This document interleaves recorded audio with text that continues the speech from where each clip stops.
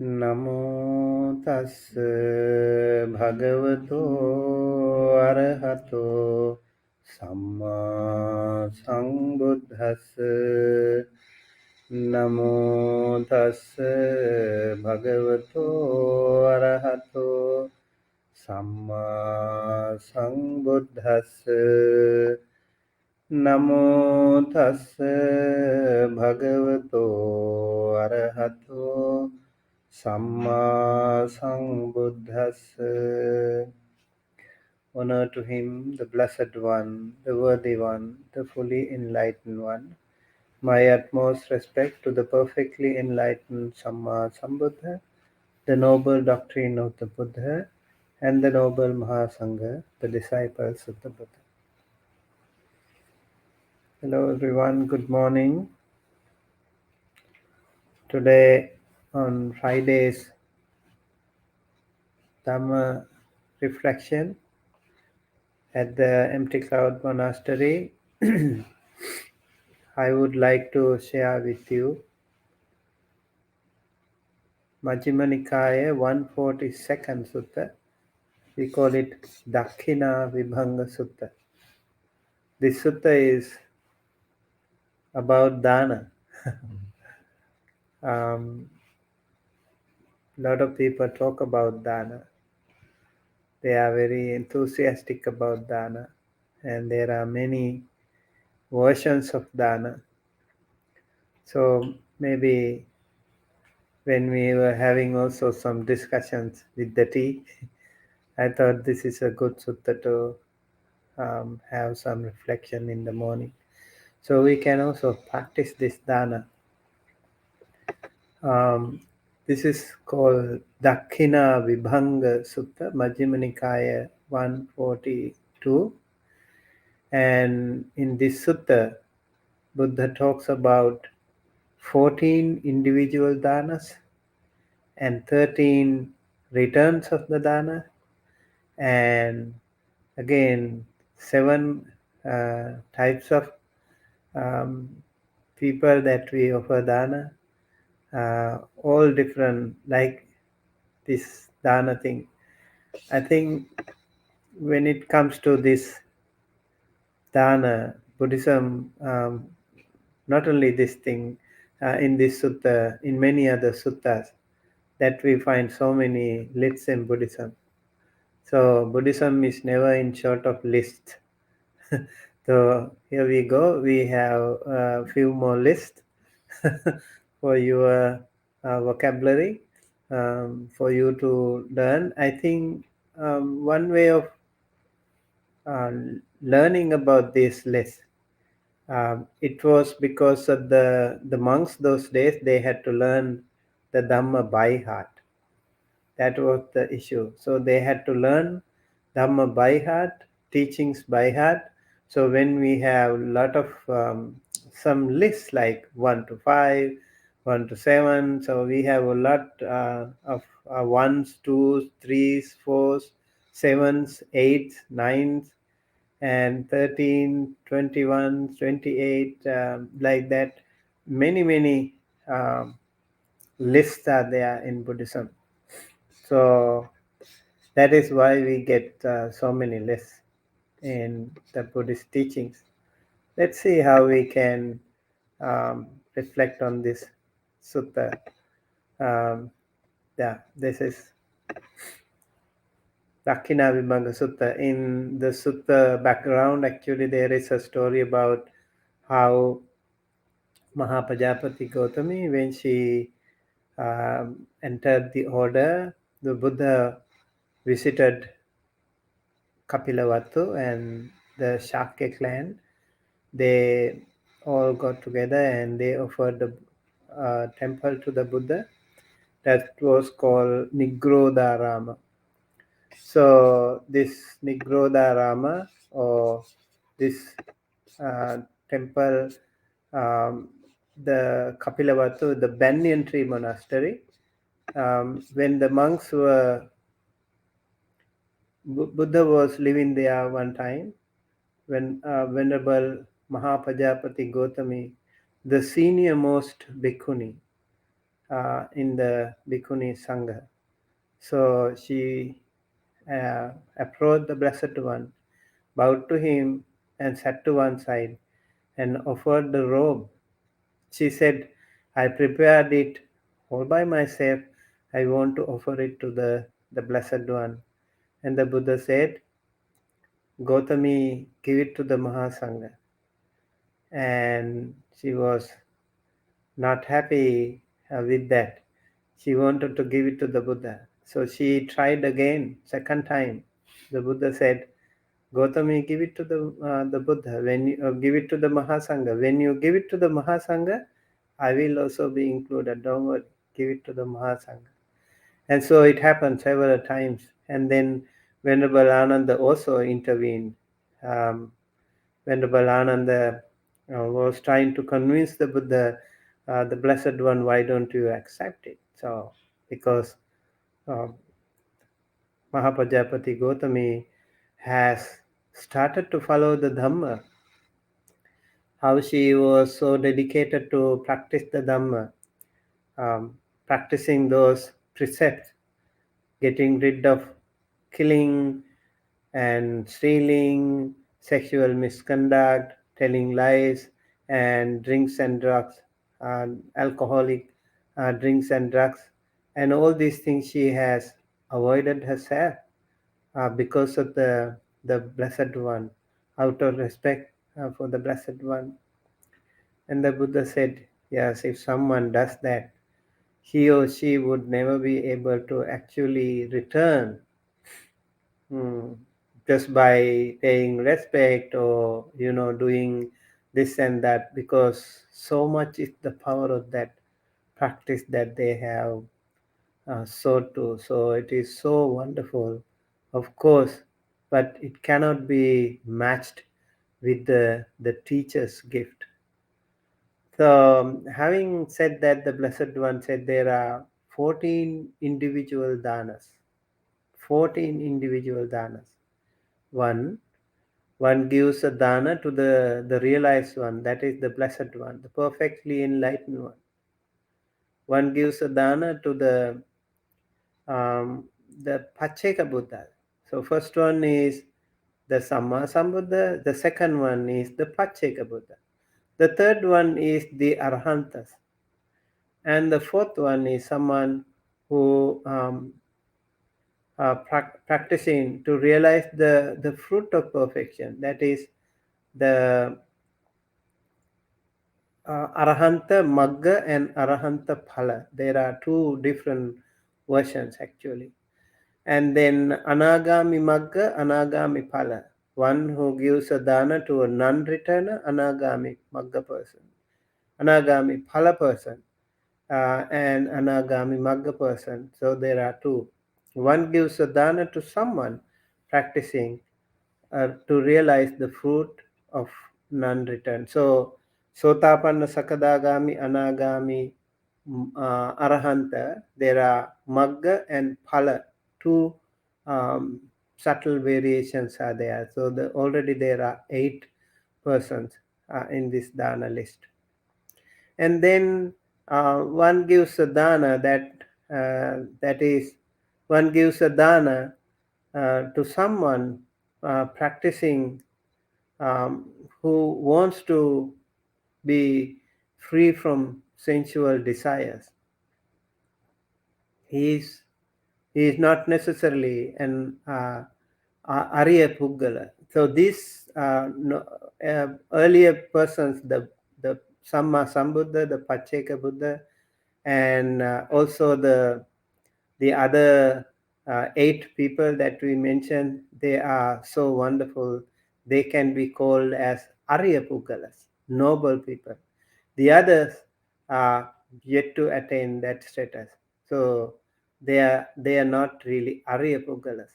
So, but still, there are some people who want to get rid of these sensual desires, and if you offer dhan to such people, and an ordinary person who has good ethical conduct, that's also a wonderful way to practice the dana.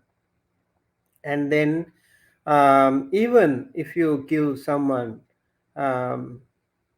with some bad ethical conduct, that also an ordinary person with bad ethical conduct, but still it can be considered the dana. Even to an animal, that is number 14. Even to an animal, if you offer something, that can be a dana. Of course, the result can be different, but there are these 14 individual danas according to the sutta. And then it is said the returns would be like if you offer something to even an animal, the power of this return can be impacted like 100 times. And even to an unethical ordinary person, if you offer something, it can be impacted in 1,000 times. And to an ethical ordinary person, it can be 100,000 times. To an outsider free of sensual desire, again this outsider means the unarya person, yet to attain the magga phalas. So even to such people, such person, if you offer something, this person is free of sensual desire, not completely, but yet that person can. That person is on the way to the Magapala. So it is millions of times um, more powerful when you offer something to such person. So the gift to someone practicing to realize the fruit of stream entry may be expected to yield incalculable, immeasurable returns. So this is the thing, like when you offer something to someone like Sotapanna Magga person, Sotapanna Phala person, Sakadagami Magga person, Sakadagami Phala person, Anagami Magga person, Anagami Phala person, Arahanta Magga person, Arahanta Phala person, and then even Pacheka Buddha, the individual Buddha, and Samma Sambuddha. If you offer something to them, the the result, the return would be immeasurable and incalculable. This is the sutta, the returns that the sutta mentioned about. So there are many other ways that we can consider when offer something to the Mahasangha. So those are the individual danas. And when we say Sangha, it is the community. So there are 7 types of community or Sangha danas. One gives a dana to the communities of both monks and nuns, headed by the Buddha. So for this, there should be the Buddha himself. So when the Buddha is living, and also there are bhikkhus and bhikkhunis, all of them together, if you can offer something, that will be the best dana that someone can. So if someone is lucky enough to offer something like that, that will be very, very powerful merit. And after the Buddha's passing away, if someone gives a dana to both the bhikkhus and bhikkhunis, that's again another sangha dana. And if someone gives a dana to only the monks, that is number 3, dana number 3. If someone gives dana to the bhikkhunis only, that is number 4.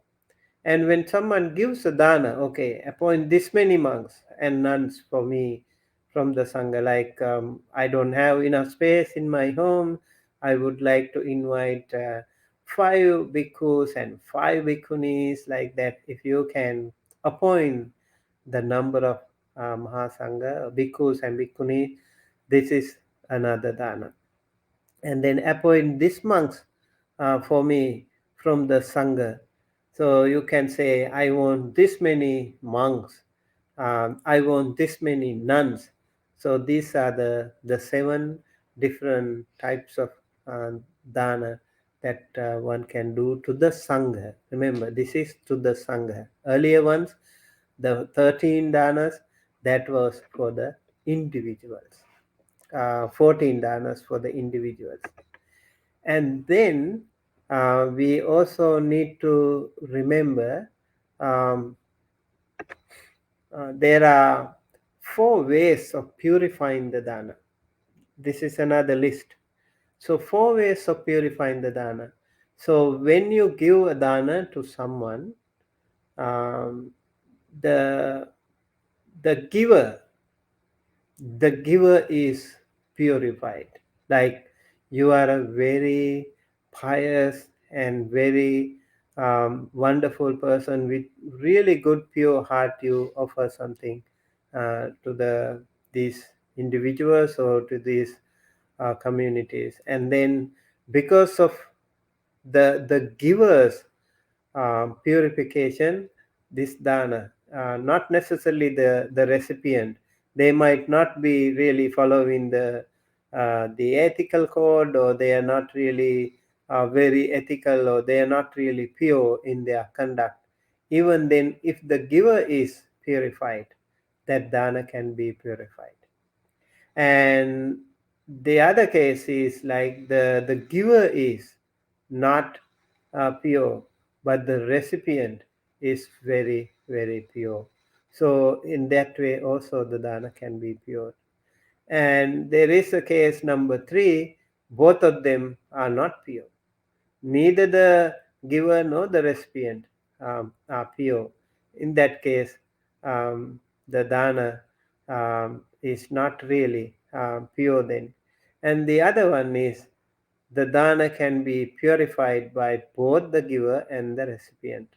So the person who offers dana, they also follows the 5 precepts or 8 precepts or good ethical conduct, and then the practitioner should definitely also follow a good ethical conduct, and that is the best dana out of the 4. And then there are why is it called the first one? For example, there is the dana that is purified by the giver, not the recipient. It is when the giver is ethical, of good character, but the recipient is unethical, of bad character. And similarly, when there is a dana that is purified by the recipient, not the giver, it is when the giver is unethical, of bad character, but the recipient is ethical, of good character.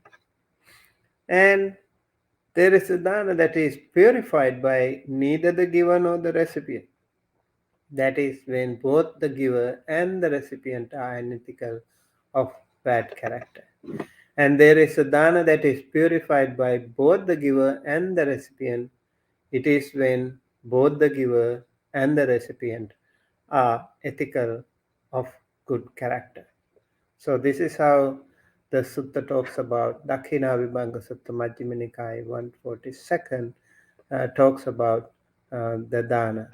So at the end of the sutta, there are very beautiful poems, 5 poems.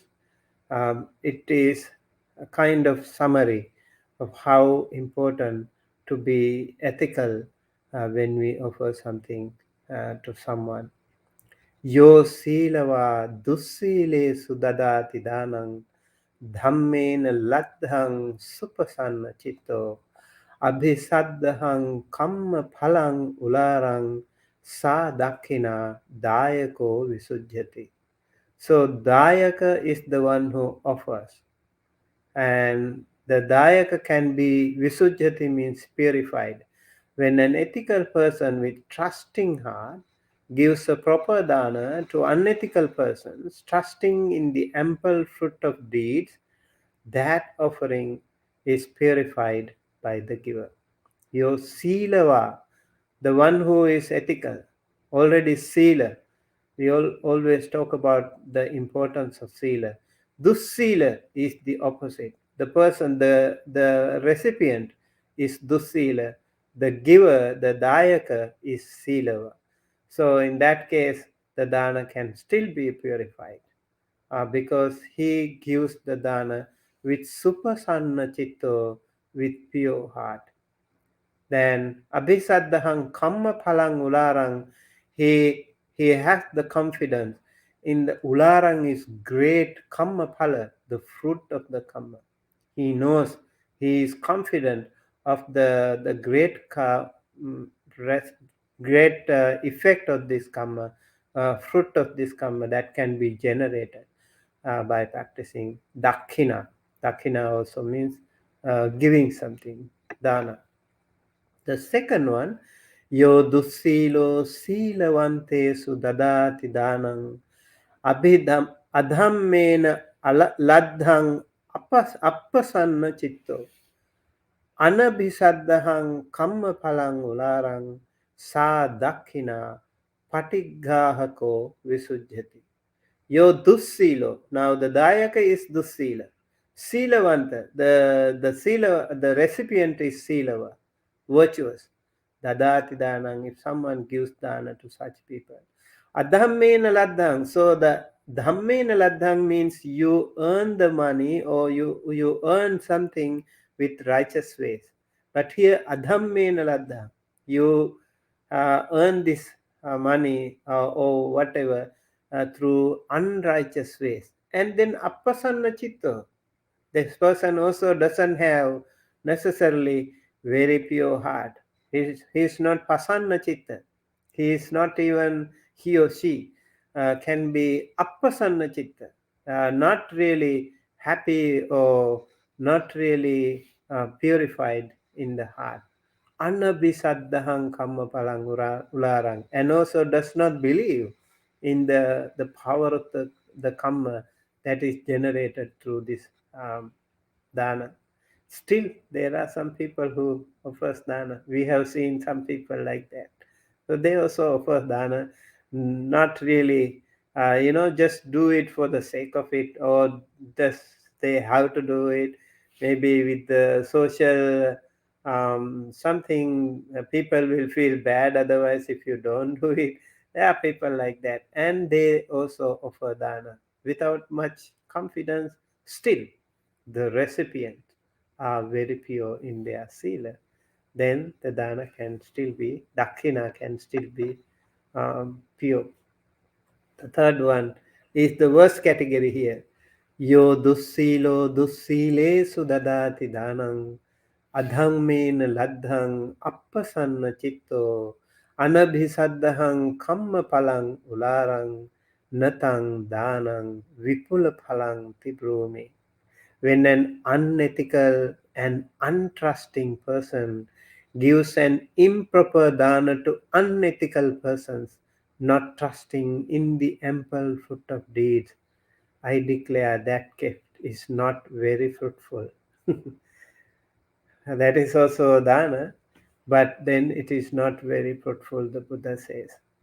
So both sides are not virtuous, not ethical, and Dayaka also does not believe in the Kamma, or he doesn't have pure heart, or he or she doesn't have the confidence, and both of them are not really pure. In that case, the power of this dana can be much more less effective.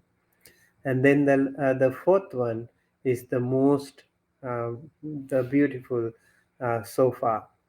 Yo silava silavante sudadati danang dhammena laddhang supasanna chitto abhisaddahang kamma phalang ularang tangve danang vipula phalang tibrumi.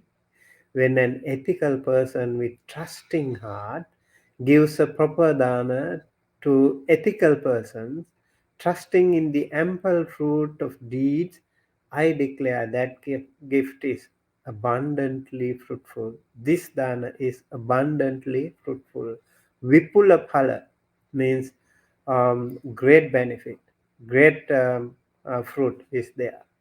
So now both sides are very pure in their heart, and the dana that you whatever dana that you prepared also was done by the righteous means. and then you have very happy, pure heart, and also you believe in the power of this great karma, and both sides are very pure in their conduct. If that kind of a dana happens, then the power of the karma is much, much more abundant.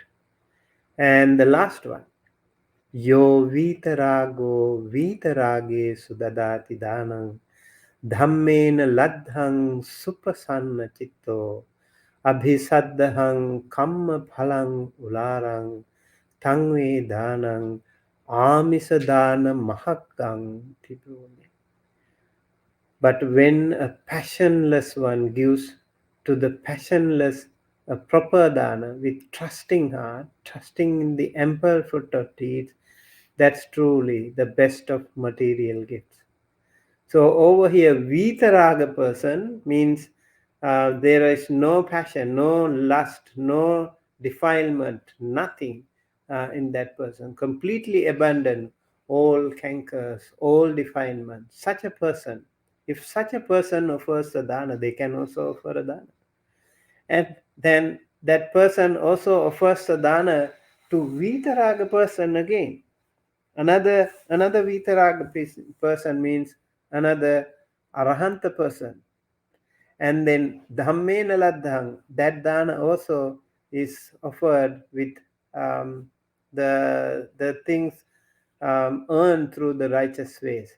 Supasanna chitto, very pure heart, with very pure heart. Abhisaddhang kamma phalang ularang, there is the power of this dana, uh, definitely knows the power of this dana that can be generated through this. And such a dana is amisa danang aggam. That means it is the topmost among all amisa dana. Amisa dana is the material dana that one can offer to someone. It can be chivara pindapata senasana gilana pacheda. Can be any of these danas, like maybe the robe, maybe the food, maybe um, the residence like the kuti, or even the medicinal requirements. All these can be amisa dana. So something related to that can be amisa dana. If someone who is already arahant and that arahanta person is offering a dana to another arahanta person, that is definitely the best of the best. Okay, so now I have a question for you. If the Buddha gives a dana to Venerable Sariputta, and now there are two. One, Buddha gives a dana to Venerable Sariputta, and the other, Venerable Sariputta gives a dana to the Buddha. Which one is more powerful? I don't know what the purpose of either one would be. No, just assume. This is just an assumption, because here we learned which one, like over here, Vitaraga person is offering something to Vitaraga person. What I'm saying is that the Arahant does not need good karma. What is the purpose See, of the Dhamma? It's not like why the Arahanta person bowing to the Buddha? Why the Arahanta person also helping the other people? They can do that too. They are not doing it to generate any karma or expecting anything in return. They can also do something. Why do they do it? They do it because that's an example to everyone else. That's as an example to everyone. Why do Buddha help other people? Does he want to get some merit? With the Buddha, I understand it because it's such deep bodhicitta intention. It's not the case. He already has completely eradicated all forms of karma, defilement. Then why does he do that too? Same thing with any other arahant. Yeah? Because he's a perfect bodhisattva, but the Arahant makes less sense. No. When it comes to defilement, Arahanta and Buddha, they have completely eradicated all forms of defilement. In that case, they are similar. The power, the perfectly enlightened one has more power, sure. But when it comes to the defilement, all both are same. There is nothing remain in both of them. And so my question, if there is a dana that is offered by Venerable Sariputta to the Buddha, and Buddha is offering a dana to Venerable Sariputta, what is the better one? What dana is more powerful? I think I would say, yeah, following what I've heard now, I would say they both are the fourth case. Bota, There Bota is Vitaraga. too few people doing dana, so I don't see the difference. I don't know. There is a difference. Difference is the Buddha's dana. The Buddha gives dana with utmost, deepest, profoundest realization of everything about the dana. Buddha also practiced dana parami, dana upaparami, dana paramartha parami. Dana paramita in 3 different ways he has practiced, fulfilled. Therefore, the dana offered by the Buddha to Venerable Sariputta is more powerful. As Buddha as the Dayaka. That is the um, that is a question actually um, posted by many monks when they ask about the dana. I have a question, Bhante, and that is that in Christianity, in our culture, when you give something, You the don't best expect. way to give is not to wait for anything in return. Just giving and then giving without anyone knowing. So what your right hand does, your left hand doesn't know. Yeah. So I how that goes with what we have heard now. Yeah, like if you expect something, the problem is you will gain, but your samsara will be longer. That is the thing. There is a case. There were 2 brothers. Okay, these 2 brothers were sugarcane farmers. And one day, Pacheka Buddha came to them, and they both offered the dana to Pacheka Buddha. One brother offered the dana, with the power of this, may I be able to get rid of this samsara. That was his intention. And the other one, by offering, he thought, by the power of this, may I gain lots and lots of good things in my life. May I be very rich person, very healthy person, all kinds of things he had, aspirations. So both of them offered, and they were also actually getting a lot of good, generated a lot of good karma, yes. But the first one, he attained Nibbana very soon. The other one was staying in the samsara for a long time. Of course, he got a lot of good benefits, but then the samsara was longer. Yeah. Eventually, expecting anything is not the idea. And giving in secret, it is the dana. Hmm? If you give something in secret, it is dana. Definitely. Yeah. You don't have to advertise it. Yeah. With your pure heart, you offer something that makes so much sense. But there are some people in the world, like many people in the world, they like something in return. They like some benefit, right? They like some certificate. They like something benefit all the time, right? Otherwise, they don't want to. Um, so I think just to encourage, okay, if you offer this dana, these are the good karma that you can generate. So it can be helpful to you. The thing is, you start giving, and once you start giving, later on you realize, oh, these expectations is nothing. That is not important. So eventually that person realizes expecting is not important. At the beginning, maybe, just like, um, the same thing happened one time when Anatha Pindika, he had a son.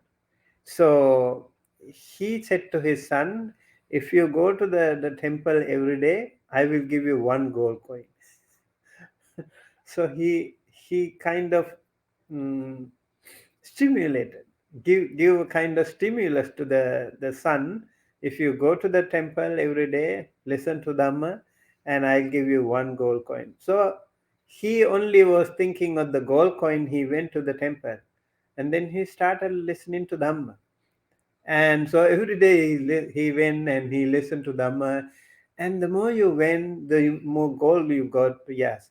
But then the Dhamma that he learned in due course was so powerful that he thought, wow, what have I been doing all these things, days, expecting some money.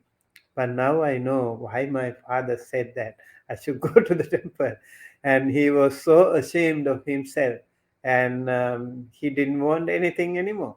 So sometimes you have to stimulate people with such what do you call, white lies, or I don't know what do you call it. So some tricks can be manipulated to help your children or help other people. That is why sometimes these things happen. Okay, right? Do we have any other question? I have a question, Bhante. Yeah. Can you please address the importance of panya, or wisdom, with giving and giving in dana? For example, some people, we talked about this yesterday, some people might give and they see it as giving, this is an important thing, but they're giving maybe in the wrong way. Maybe they're giving support to somebody that might use it in the wrong way, or I'm giving to somebody that may take this and use this inappropriately. The importance of seeing the power of the dana. Yeah. And yes, So balancing dana with panya. So when you offer a dana, there are three occasions that we have to be careful. One, the prior to the dana, we call it Pubbha Chetana. Let's say like you want to offer a dana next month, or maybe you have a birthday coming up or something. Okay. So on that day you want to offer a dana. Now you are planning from now onwards. So from now onwards, you are thinking how many monks or where to give this dana to, whatever, and then you keep thinking, you are planning. Many things are happening during this time in your life, like morning, evening, you are thinking, planning, talking with your family, friends. I know all this happens, like when we were at the temple. So many people call us several times to ask about that. They even visit the temple many times to plan this thing. So we can feel how important is that event to them. So all throughout those time, they have a very good pure heart. You have to maintain that pure heart during this time, not generating lobha, greed, not generating dosa, anger, not generating moha, that is ignorance. That is important. So during the time, now everything is done. I'm just giving an example only. Everything is done, prepared, just food dana, let's say meal dana. Someone is bringing the dana to the temple, monastery, and they offer. During that time also, you have to be extremely, extremely careful, because our mind is so fragile. Our mind is so fragile, it can go wrong anytime. If you get angry, if you get upset, If you regret, anything can happen. Like maybe looking at the monks or looking at the people, or you somehow get upset, you get frustrated. I have done so much hard work, and look what happens. And somebody was late to open the gate or something.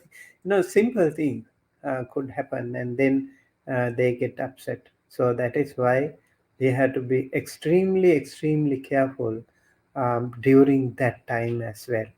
Mm. So most important thing, I think, you have to be quiet. That will be the best thing. Like you observe noble silence. That will be the best thing. As much as you can. At the monastery, at the temple, when you bring a dana, make sure everyone is quiet. That will be so helpful to the donor and also to everyone else to generate a good karma. And then this is called munchana karma. Then later, apara chetana, sorry, munchana chetana. The apara chetana is after giving the dana, also in retrospection, you can look into this beautiful karma that you did. You can be happy. The more you think of it, or the more you share that with the others, you also can inspire them, or you can also be so happy. Oh, I could give this dana. I did so much good work, and I am so happy. You can actually get that way. You can definitely gain a lot of panya. That is the one way of practicing the dana with your pure heart. Maintaining your purity is really, really important. So the power of the karma can be multiplied for sure, but expecting and not expecting is up to your level of sansara, your level of understanding. Yes. Does it make sense? Okay, we have Dhamma learner. Good morning, Bhante. Glad to see you this morning. Always show a smile. Oh, peaceful presence. Okay, thank you, Dhamma learner. We have Sud. He's donating something to the Sangha with the intention of sharing merits of such dana with the other people in your life. Could that be seen as expecting something in return? You see, when you offer a dana, uh, and you have the intention to invoke blessings upon other people, if you think that is also an expecting something in return, expecting something, of course, you want to offer, like you want to share the merits with the others, but that does not generate any greed, anger, or delusion in you, right? It's the opposite. Yeah, so that is important. Otherwise, you can't do anything. Like you can't even practice paramitas because you are expecting, like, I want to become Buddha. I want to be, people fulfill. You don't have any motivation, nothing at all in that case. So it is important that you need to always think of the unwholesome roots. Raga dosa moha or loba dosa moha. Are you generating these things by practicing this? Now, when you offer the dana with the pure intention that you want to help your departed ones, or you want to invoke blessings upon your mother, your living mother, or your living father, or someone who is sick, you want to generate a good karma and invoke blessings upon that person. So much wonderful, wholesome, good karma that would be. That is not expecting something wrong in return. In fact, you are giving more to other people to benefit other people. That is so much good. So another question, anonymous. When offering dana, is it more powerful not to dedicate the merit to another being? I think if you, like, let's say, like you have an oil lamp, one oil lamp on your hand, and then there are more lamps that you want to actually light, you can use the same lamp, and the hundreds and thousands of lamps can be oil lamps can be uh, operated, illuminated, what do you call it? Illuminated, right? And so there is nothing losing from one lamp. Actually, maybe some oil from the other lamps can fall into your lamp. That can be even more brighter and um, more illuminating. Uh, so in that case, so much the better if you dedicate your merit to someone else. So much the better, especially if you think of some departed ones. That can be very, very helpful. That is really, really important. Even there can be many other people in your life that you don't even know. There are some other people, there are other sentient beings, you maybe they are not even related to you. You can still help them so much. This is really important again. Yeah. Okay. Jibak Chakmas, Bante, tell us how dana generate panya or wisdom. Yes, how dana generates panya or wisdom. In fact, dana is such a wonderful, wonderful, good karma that can generate so many powerful karmas. You can eliminate, you can abandon very powerful defilements effectively. When you offer something, you actually offer something to the best of your ability. You want to give the best thing you have to someone. Okay, best food, whatever you give. When you give someone to something to someone, you do it with pure heart, and you do the best with the best of ability. And that way you directly attack the attachment, you directly attack the desires. This is, a lot of people like to keep things for themselves. Now here you are actually donating, you are letting things go, right? So that's an amazingly powerful karma that you do, and that generates definitely panya. And then when you offer something, you also fight with jealousy, fights with anger, fights with ill will, fights with all the defilements, many defilements. You fight against when you offer a dana. It's so hard. It's so hard. If you ask someone, okay, can you give me this one? Like, they will say no. They will not really like to do it.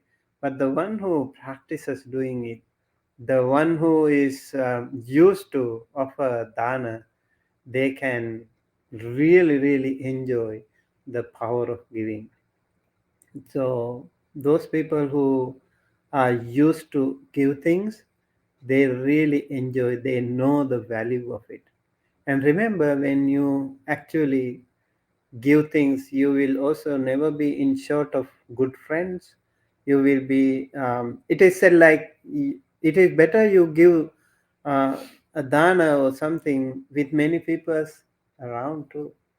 That is why in our tradition, sometimes when you offer something, even a Buddha puja, you want other people to touch it before offering. Why do they do it? Because you don't want to do it alone. You don't want to be selfish. You want others also to share the merit. That's such a wonderful, wholesome thought. So if you do it with a team, a group, the power of the karma even um, more powerful, more intense.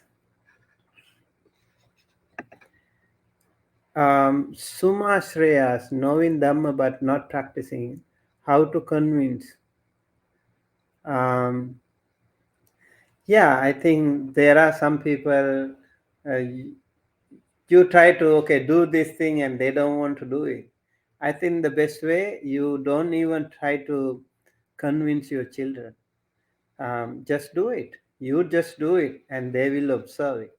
Sometimes I've noticed, like, the parents say, like little kids, when they come to the temple, they try to keep the palms of the children like this, and they don't want the children to run here and there. I think it's not required to do so, because the children are very smart, much smarter than we think. They always observe us. They observe the parents, they observe the elderly people, what they do. They are very smart. They know when they want to get something, they know how to get it. So they are not stupid. They really observe whatever we do.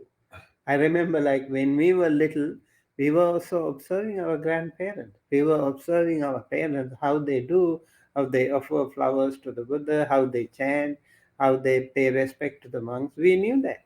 We saw that. And so we don't have to convince, do it, you know, you will naturally follow it. In Abhidhamma, there are two words like asankarika and sasankarika. Asankarika.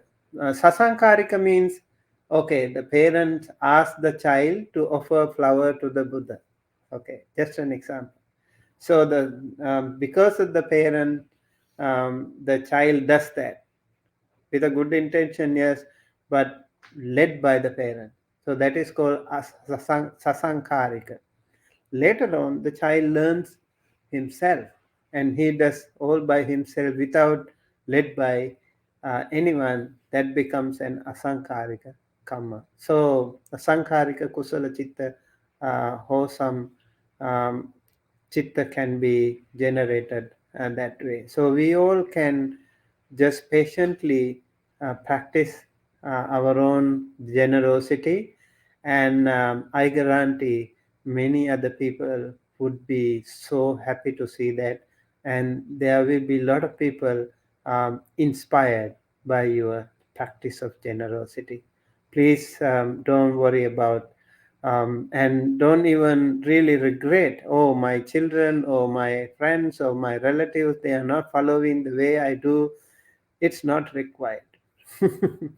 Because we all have separate samsaric journeys, right? So yeah, you just practice and they will follow when the time is right. I would just say too, Bhante, I think that people do learn from seeing, and also tell people to reflect on their own minds when they practice wholesome, when their mind is following kusala. What does their mind feel like when they're practicing unwholesome deeds? Ask them to reflect what their mind looks like, and people naturally are drawn. The mind's more peaceful practicing wholesome deeds. Hmm. When people are drawn to that, people are drawn to practicing the Dhamma because it gives a coolness to the mind. If people reflect upon that. Yeah, there are some people actually, like if you say something, my friend, you do it, and they might listen. But there are some people, they might not listen. So don't try if that is the case. But there are some good friends. Let's go together. Let's go meditate together. Yes. Then your friends might listen to you, and then someone, oh, I don't care. I have some other things to do, and that doesn't work. Don't worry, it's okay. And let's see, like, how you yourself become a great example when you deal with these people. You are very kind, you are very nice, you are very patient. All these things might generate some inspiration in them. Oh, my mother, father, or whosoever now, after doing this retreat, they are acting more maturedly, right? Oh, how did you learn that? To be so, like, not panic, and you are amazing. How do you do that? They might ask you, and they might inspire. Yeah, we can do that. Same thing with the dana. We can inspire them by just practicing. If possible, good friends can be, of course. You, I think the friends are the best people to convince other people. So if you can convince your friends, they might definitely follow you. Or the children, when they are little, it is also very easy. It is difficult when they are younger or matured. It is difficult to convince. But that is why I think in traditional Buddhist countries, all the children go to Dhamma school, Sunday Dhamma school, so they know things. They are more familiar with the monks and they are familiar with the practices. It's easier for them. Even if they become doctors, engineers, they already have those memories in the past, photographic memories in the past. So it's easier for them. Other people, if they are lucky, yes. Like some of you, you turn to Buddhism later on. You're lucky. All right. I have one question. Yes. I don't know. I understand this sutta is speaking only about material things, material giving things. That generosity must be also practiced, just giving your time, or even practicing metta. No. Yeah, also done, this sutta does not talk about material things only. okay. Again, dana is giving. It is not only giving money or giving food or giving clothes or giving, like you said. You can just hold your umbrella to help others. You can just give a helping hand to a blind person to cross the street. You can just do something out of your heart. This can be anything. Giving can be service, giving can be volunteering. Many ways you can give. Yes, you can give knowledge, you can give wisdom. You might not have money, but you have a good heart, pure heart. You can volunteer, right? All these things can be a gift, a dana. Yeah, you see that around the monastery, like they'll come and Yeah. like beautify the grounds, they'll plant flowers, Hmm. almost all the ground. The I know. statue, yeah. Like there is one lady who comes here. She offered her hair. She had a long hair. She offered her hair, and like a lot of people offer blood.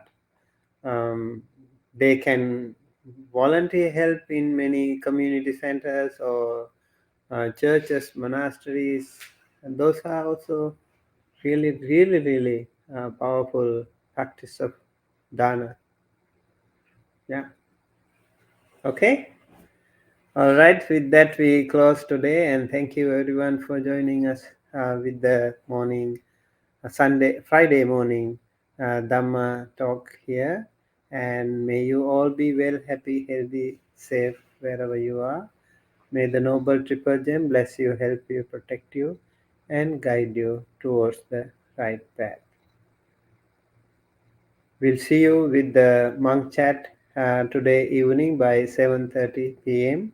May you all be well, happy, healthy, safe.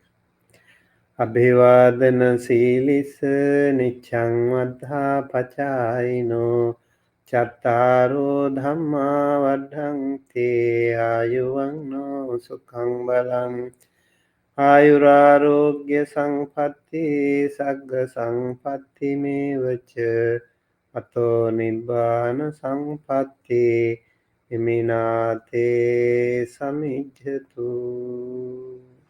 Sadhu, sadhu, sadhu.